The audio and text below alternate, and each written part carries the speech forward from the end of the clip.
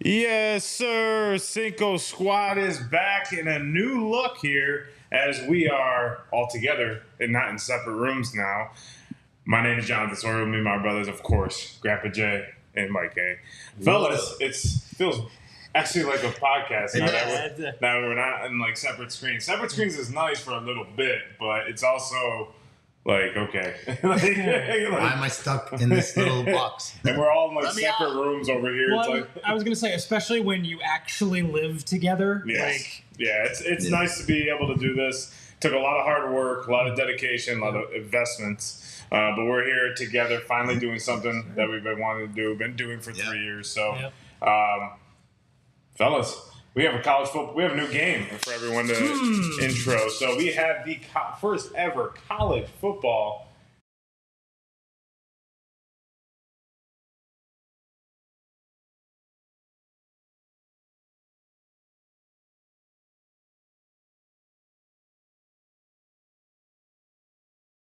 But you can choose the same players. Ours is different. Since the college landscape is so broad, every single week we're going to choose 5 positions: quarterback, wide receiver, running back, tight end, and defense. We got love for kickers, but not in this game. No. So those 5 positions will allow us to score points every week. But the kicker is we cannot choose the same player twice, Right. and nobody can choose anybody that's being drafted already. Right. So it's brand new players every week. Stakes get harder and harder as we go along. We may have some weeks where we have a bonus flex in there. You never know what we might throw in just to kick it and have a little more fun. But we decided we're going to play our style this year. And man, I'm ready to have some fun because It's different. It's not something that you see every single day. it's not the same names. No, and that's the key thing. Yeah. You have to be methodical. I was talking to Tina about this, that you have to be methodical in the way you do it. Because, you can go get Georgia's entire offense, right? I'll play that defense all year. And go ahead. But then you can't use those players anymore. Right. So this is something we're doing. We're going to let you guys know. And here's how the scoring's going to go. So here's how we're going to do it. So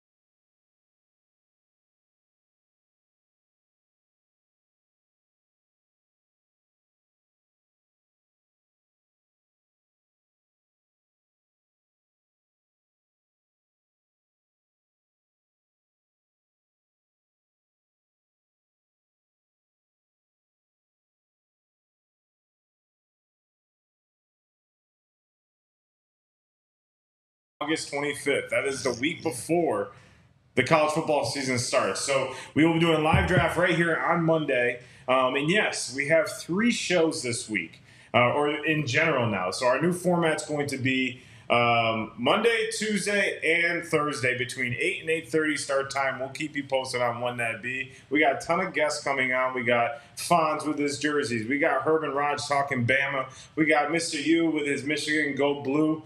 And we got all types of guests. Brandon, Brandon. He was on our podcast many times last year. Mr. Special Cinco, Mr. Idris, who's been on our show so much. He's a special guest. So, and of course, we're coming to you with Tailgate Crashers. But let's get hyped about college football. What are you guys looking forward to the most? With the draft or the season? Because I'm hyped about the draft right now. Yes, the answer is yes. Yes, the answer is yes. I feel like there's no clear-cut number one. That makes the season more fun. I feel like the ACC, once again, is so wide open. Will the team who is leading the way get the shaft like FSU did 3 years ago because of how weak the conference is, right? Mm-hmm. Will another team creep in there that maybe shouldn't have, but due to the committee thinking the ACC didn't deserve a spot? I mean, we have so many spots available, though. It's also down to whether or not there's still going to be SEC bias, or does it become Big Ten bias? Because it seems like there's a lot of really good teams in the Big Ten now. So I'm kind of excited to see if it's the same old, or if we kind of have a change of the guard this year. Yeah, I'm interested to see because I think it's the closest it's going to be. And I think the last year with the college football playoff format showed us that anybody can play. I mean, Arizona State, they were pretty solid all year, but no one really talked about them. They talked about Scatabo, which was obviously, he's a workhorse in his own. Yeah, Mikey's the Giants got them. But when I look at the entire landscape, the college football in general is with NIL money has made it more level playing field. Yeah. As long as you got money, you're good to go. Yeah. We talked about this last night that Florida in the SEC documentary raised $27 million in the first 12 hours after losing to Kentucky. To fire a coach, not even to pay players. So these teams have money. Don't get me wrong; they have money. So I think I'm looking forward to seeing how Michigan bounce back. I know that's a surprise. Go blue. Let's get it. But I'm interested to see how they bounce back. I mean, I think he has one more year. This is it. He has to prove himself. And I forget our coach's name off the top of my head.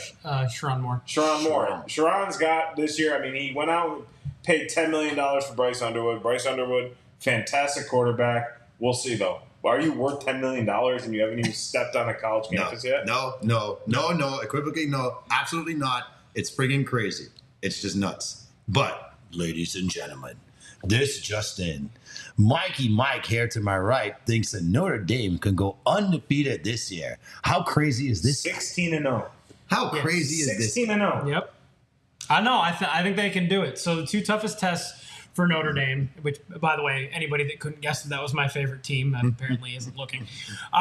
Who would have guessed? No, duh. But the two toughest tests are actually the first 2 weeks of the season. They open the year at Miami, and then the week after they host Texas A&M and Notre Dame. Whoa. They also have to play the Orange of Syracuse. Okay, so the two toughest tests are Miami and Texas A&M. So 10-2 record last year, or 9-2 Great record. coaching, the culture's I'm improved. not saying it's not a bad program. All I'm saying is play them at home, and Notre Dame went to the national championship game last year, so I'm not worried about it. But what I might be worried about, the only thing that kind of could put a hiccup in the potential going undefeated this year is at quarterback, where they do have inexperience at this point. It's either C.J. Carr, I think it's going to be C.J. Carr, redshirt freshman, or Kenny Minchie, who's a redshirt sophomore. Grandson of Michigan great Lloyd Carr. But he decided to go to the better program. I mean, I think everybody can agree with that. Well, the difference is when we went to the national championship, we won. So that's just a little bit of a difference between the better program. I mean, Michigan That's did true. win it, right? Blind squirrel does find a nut every once in a while. But this year, Notre Dame, I think, is going to complete what they didn't complete last year because they were making that comeback in the national championship game against Ohio State. I think they can go undefeated this year. I think they can win the national championship, and I look forward to seeing that. There's also a search warrant out now for a quarterback for the Kentucky Wildcats. That search warrant has been kind of in effect all summer long. The search continues. Perhaps we'll have somebody emerge as a starter who's worthy of saying he deserves to be a starter in the SEC. But what a big question mark this year for the Kentucky Wildcats. And we all know when that's the big question mark, you might have a big, fat number in the L column. Yes. So Well, we don't think it's going to be a great as we go through, I saw this from ESPN college football page on Instagram. Throwing a shout out to them.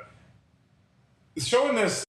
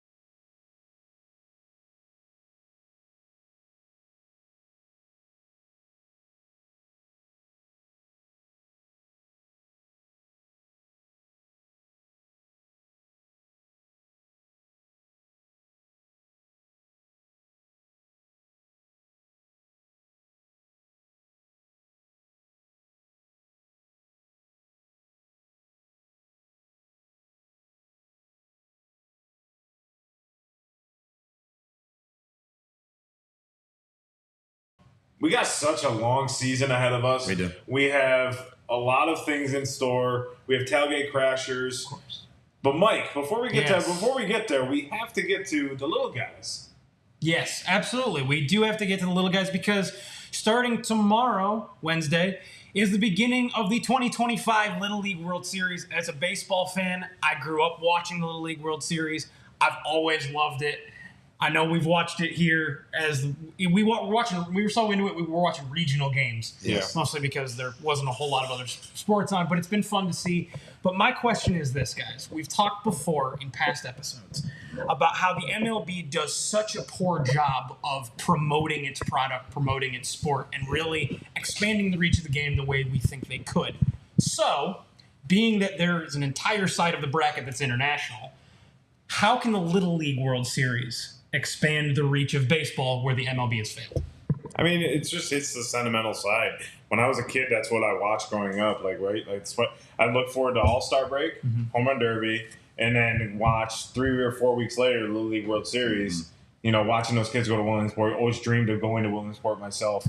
I think just touching on that moment, I think one thing that MLB has done right is they've had a game there every single. Yes. But I would like to see like 2 more games played there. Like a full series? No, just have one game this coming weekend, and then Like an opening game, and then a closing a break game before they get into their knockout series, and then give all the kids you something see to come out to. how awesome all the kids, and ESPN does a great coverage for the entire 2 weeks. They do, and you're missing out on obviously McAfee show, but MLB just needs to lean more into that. A couple more scotches. I mean, he's looking pretty jacked though. He's got a lot of good shape. He's gotten in good shape. Yes. And he looks pretty good. I'm like, damn, all right. Every guy on the show, in fact, looks like they're kind of hitting the weight room with it. They're probably like, God damn it, we went way too hard for the football parties. He's like, work for your money. We getting paid now. You got to look good too. So, I mean, I just see MLB. MLB does a poor job in general. They do a poor job with the All-Star game. They do a poor job in everything. And it's held from the helm. I mean, when you don't have the best players going to the MLB All-Star game, even if they're not, they should be in there. It's indicative in every league now. We kind of see these guys look for a way to take the weekend off if they can. We don't already know. We can't really question if it's a mysterious injury or not. We just have to take their word for it. We kind of want to see some players maybe rest because we don't want them hobbling through the second half of the season. You'd rather see them perform and get to the playoffs, and the entertainment value goes up there. I'll tell you what really draws me into Little League World Series. As a kid that obviously could have never played in it, I didn't have baseball dreams. You see the magic in these kids' eyes. Like, you just see them so caught up in this moment of like, this is the greatest thing that could ever happen to me in youth sports. Our team made it here. It's like that made it kind of thing, right? Yeah. And the camaraderie is so great. I mean, listen to this, guys. I had a quad box on this weekend with Little League World Series softball, okay? Jurassic Park, diners, drive-ins, and dives, and women's golf. And you best believe I had the sound on diners, drive-ins, and dives, but I was paying attention to the softball because it was really cool to see the camaraderie. I think it was the first time ever a team from Japan competed in it. And I think it was the Indiana girls. They said they stayed on the field for 30 minutes with each other after the end of the game. That's awesome. Just talking and embracing each other and kind of like exchanging, gear and stuff like that. And that's the cool part of it. Is like all of them are caught up in the magic where the wins and losses don't count. It's us being here together at this tournament and our dream is already being fulfilled. So when they win it, it's cool, but you see the magic from day one. It doesn't need to be like other sports where the magic is when we're looking at that game 7 and you're waiting for that team to celebrate. And that's when the magic comes out. The magic is there the entire time. And that's what I love about that tournament. Well, I don't know about you, but I have the Taylor Blues. And Taylor Swift, breaking news, is dropping a new album. Oh, boy. No way. Go on, keep throwing it. Get Taylor her plug in. Maybe she'll want to watch Cinco Squad on Thursday. I don't know. Hey, if Taylor wants to come on Cinco Squad, she is more than welcome. Absolutely. Travis has to be next to you, though. You're not coming on solo. I don't care. I care. I'll take all the Swifties. Swifties, let's go. Come on. My girlfriend including. Let's go. Come on. Swifties unite. 1.1 billion of them in one follow. I think we can. Like that. We got 9 billion followers. I think I could take 1.1 billion followers. Yeah, no, I mean, I'm good with that. Yeah, I'm okay with that. We wouldn't be pretty sitting decent here goal. in an apartment doing the show. no, we're not. Live from the rooftop, huh? Wherever Taylor Swift tells us. Yeah. No, but it was cool. It's like I did the post earlier, and they had the over under of 100 million on that episode. Over under. Do you think there's going to be 100 million on that episode? I said there's going to be 100 million in the first 3 hours. Yep. Oh yeah, it'll hit that number. In the first 3 hours. Yeah. What I should have done, what they should have done is waited. I wish there was real gambling on this because what you could have done. I said this in my post. In Vegas. Somebody You should have bet. You should never put the clip out and said, okay, over under. Yeah. Will she drop her album? And I said that when I saw the silhouette. Like when she's live? Yeah. Yeah. Instead of showing it on a clip. Yeah. So I saw the silhouette and I was like, oh, she's going on. I'm like, she's probably going to drop an album. Yeah. And like, so many people are like, oh, no, you're lying. I'm like, no, I literally thought that. Right time for it. It's the right time. Mm-hmm. I had no idea about all this other stuff that this one girl on Instagram, I should have saved the video and put it on here. Yeah. She went in on like the books. And like Tina told me, like that's a part of the Swiftie Club. That's part of her like thing. She puts out clues about her albums. Oh, that's dope. It is pretty cool, but like I didn't even know. Was that the Adventures of Carmen Sandiego? Yeah, where in the world is Carmen Sandiego? You have to kind of put clues out. So I'm like sitting there, I'm like, oh, that's pretty cool. Like, okay, so like she actually puts clues out. I would never get. I'm like, why does this lady care so much about a book that's behind her in a clip that's 10 seconds? Because it's a clue. But all right. So going back to Travis Kelce. Yeah. So you have a ranking. So I was thinking about this for you guys. I wasn't going to tell you. Okay. So we have a ranking. So 1 through 5, so obviously Cinco. Mm-hmm. So I'm going to name 5 tight ends in the NFL. Okay. All right. And you have to blind rank them. Okay. Okay? Oh, God. And it can be anybody. I can throw anybody out. So I'm going to throw them out, and you're going to go one at a time. Okay? So blind once ranking. you give the name, we have to say the number without knowing who's next. Who's next? That's crazy. Okay. So, El Loco. okay. Tony Gonzalez.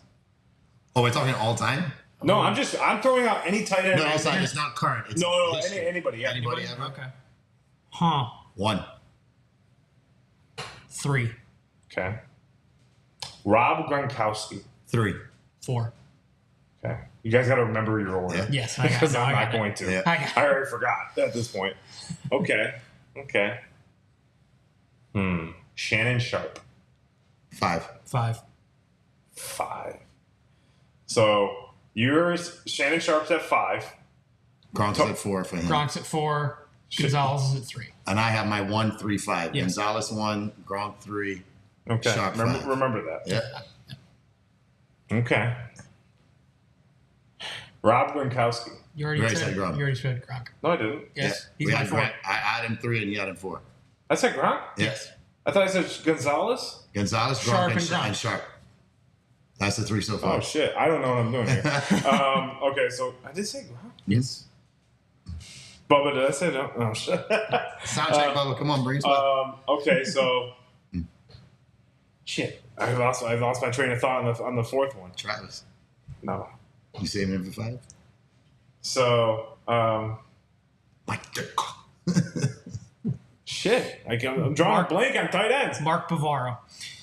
I can't give you the name. I know. Twitter, help me out. Twitter, help me out. Twitter, help me out.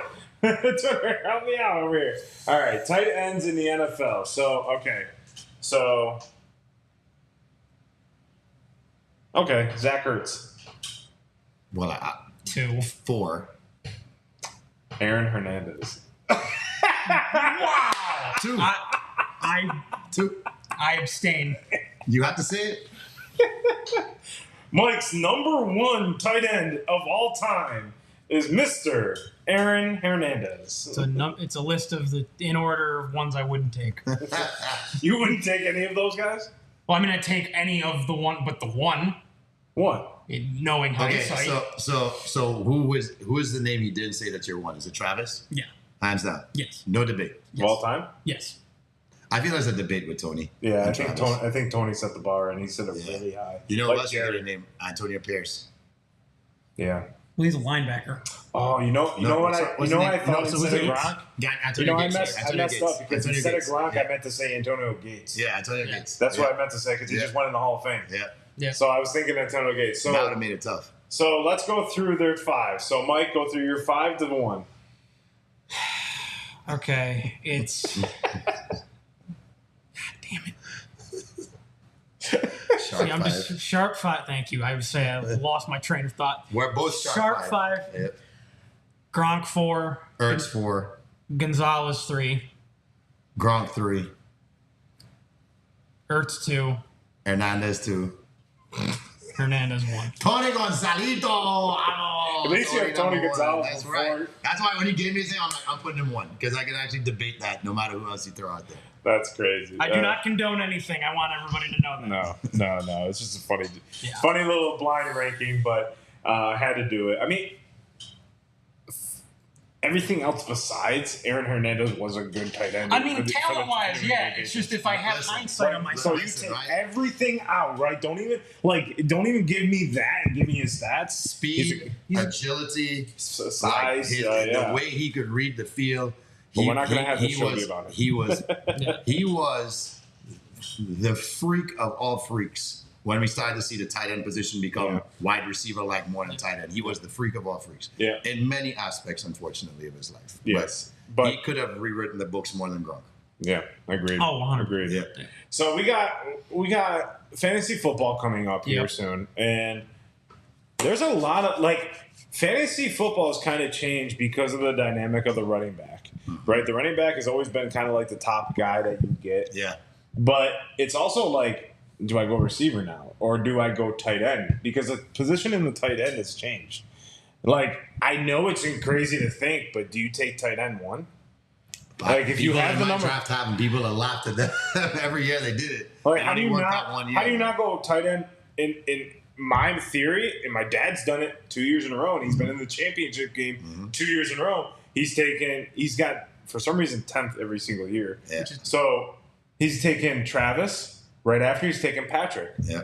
So are you guys against taking the combos? Like, is that your strategy going into this? I mean, it depends on what combo you're looking at and what other weapons that team has. So like a combo like Patrick and Travis, that's not necessarily a bad combo to take because we know through all the years that Travis is Patrick's security blanket. When he has nowhere to go, he tries to find Travis. Well, even if he does, he still finds Travis. Yeah. Same, kind of in the same vein, taking a combo, which I took, I believe, last year, was Burrow and Chase. Yeah.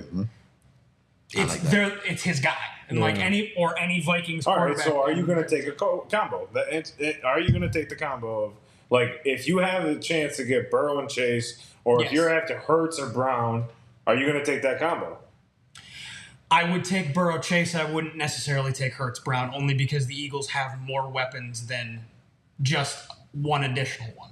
So I would I think Burrow Chase is going to get a lot more. I can trust to connect more on a weekly basis than a combo like Hurts Brown because there's Smith and Goddard. Except the first 5 weeks of the season when Chase wasn't getting the ball at all. Exactly. And then he scored 50 points. 3 out of 5 seasons. Thank you very much, Jamar Chase. Thank you very much. All right, Jamie.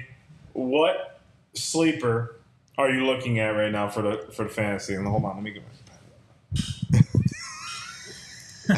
Let me take notes. All right, so funny thing is we're all in a Cinco Squad fantasy football league. We will be going live for that draft on August 31st. But that's why it's funny. So for me and what I've seen over the last 3 seasons especially is you can wait for your third receiver that could be your flex late round. I'm talking 7, 8, 9. And you could really look at teams that don't have a very deep wide receiver depth chart and risk it on a rookie to get you as many points as you think you would have to reach for a receiver in an early round because they've proven themselves in the last 3 seasons. So it's okay to trust in your guy if you feel like, I feel I was running back heavy and I filled my roster up, but I don't have that third receiver and I'm in the 8th round. It's okay. I think you could sit and wait based on these guys coming in so ready to perform, especially in a PPR format, that you could sit and wait for that third receiver and not panic and reach for your flex if you don't think it's time. Meaning, stick to best player available after your fifth round, and your fourth round, in your 5, 6, 7 slot. You know, you're winning your fantasy draft if you go right in the beginning. Now, come in here with me and let me tell you what that means, okay? Most people are like, should I go running back? Should I go receiver? Let me dive into the numbers. If you don't have a top 12 guy, you're probably not winning your league. So, should I go running back number 1? The numbers say 50% of running backs taken in the first round will be a top 12 guy. Receiver, 71.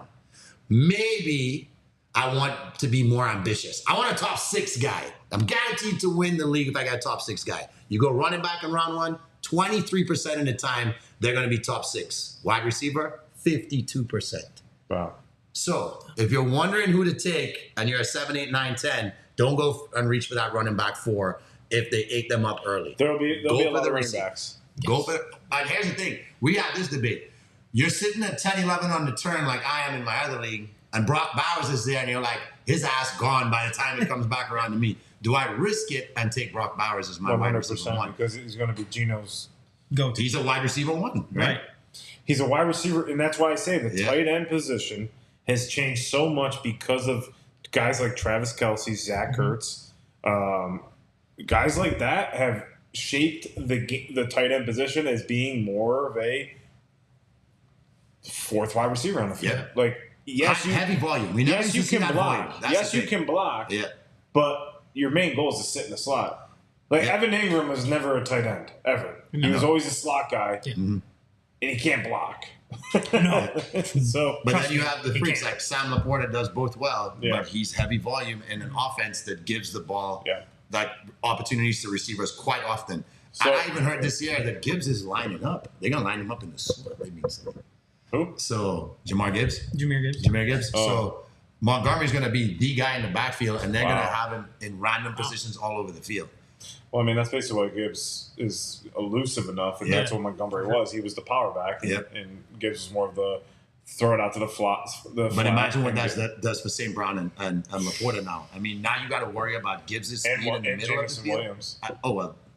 I think there's going to be 2 plays a game for him where they're going to draw something up where they have to go deep. We also know one team is never going to run the tush push, and that's Chicago Bears, Ben Johnson. That's right. Because he likes explosive plays. Yes, he does like explosive plays. I don't like them. He doesn't like first downs and touchdowns. It's just boring to keep your offense. Basically, he doesn't like converting on fourth down at 92%. He doesn't like to score. Yeah. Exactly. Here's what he lacks: championship team mentality. Ben Johnson, you came from a roster where you were once a champion, and look at you acting like a fool now. What an idiot! So my sleeper, or my sleeper that I think people are going to sleep on this year is Chris Godwin. Reason being is because you guys got that new kid from Ohio State, I think. Mecca Ibuka. Mecca Ibuka's blowing up, and he's doing great. But Chris Godwin's probably not going to start the season. And I think he's going to be pushed down, and then that's Baker's guy. Yeah. Ever since Baker's gone, Chris Godwin. And it's look for Chris Godwin. So I see Chris Godwin being a sleeper, and as much as that, people are probably looking at me like, what? Meaning just like that late round, maybe a 10th round if he's still on the board. If he's still there, no, I don't even think 10th round. I think he'll be there in like 11 or 12, like late? No. I think he'll be. Never mind. I think he'll be gone by 10th. Or I'm saying. Okay. I think if he's in the 5th round, it's not a bad pickup for a late. Like if you got your wide receivers set, put him on the bench. Because what's going to happen is depth wins you championships, and I've said that from day one. I think that's going to be the guy that you're going to look at that's going to be like, oh, look at me. I have a flex guy. I have 2 stud receivers, like Jamie said, 52%. And then I got that Chris Godwin who's giving me 20 points a game. And 20 points as a flex is awesome. So, Mikey, I'll throw something at you here, right? The top quarterbacks over the last 4 years, because we're seeing the position involved, have been dual threat guys. Right? And of those top guys, they've all ran for at least 350 yards. Some of the top ones have ran for over 600. Right. Who is the guy that you shouldn't be afraid to reach for in the 2nd round?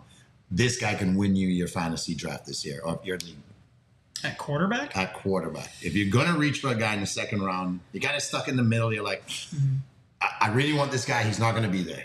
I want this guy on my roster because you know for sure he's going to eclipse, like Josh Allen did last year, everybody by like 50 points. So that's the top. You can't get nobody else to score as much as him. So you're guaranteed to have a position that's scoring you a lot of points every week. Who's that guy this year for you?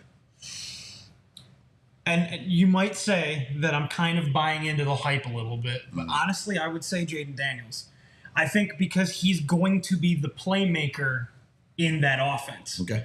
He's going to have to make things happen because just of how that offense Even if Scary Terry does not get signed.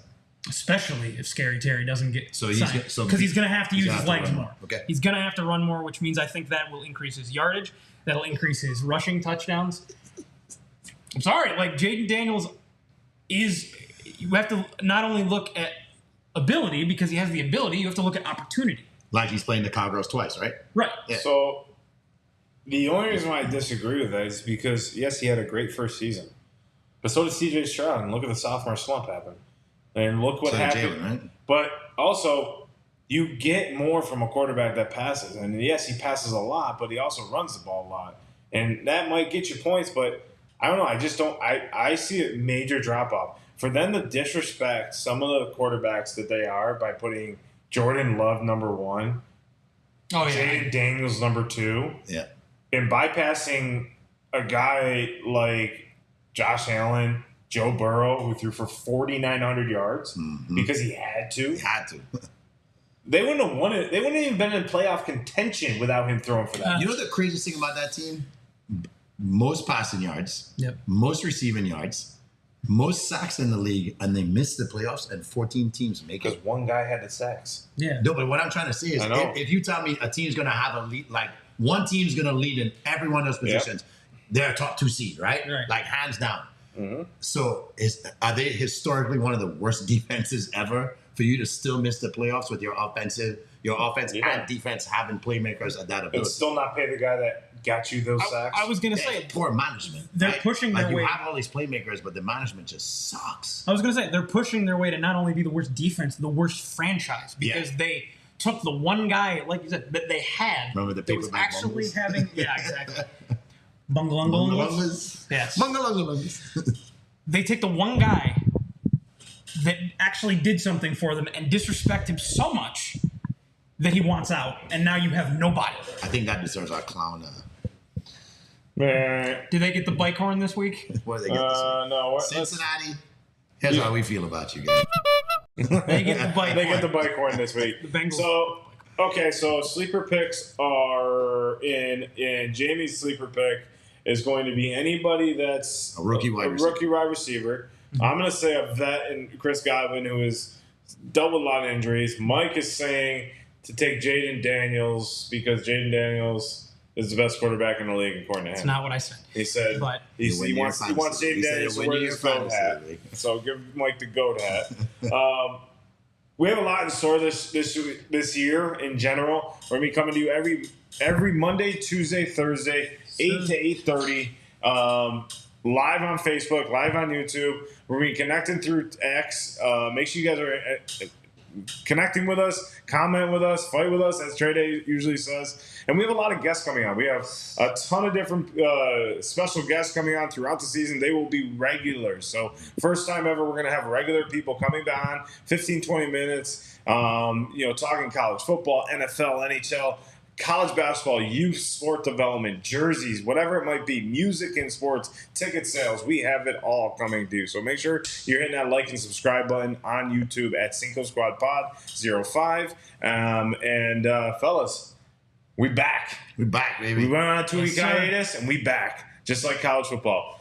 Thanks for tuning in, everyone. We'll see you guys here next week, or we'll see you here Thursday. Tomorrow. Mikey went on a 2-week hiatus, and now he's going on another hiatus. So we'll see you guys here on Cinco Squad on YouTube, Facebook, and X, Twitter, whatever it might be. So see you next week, guys. Or see you Thursday.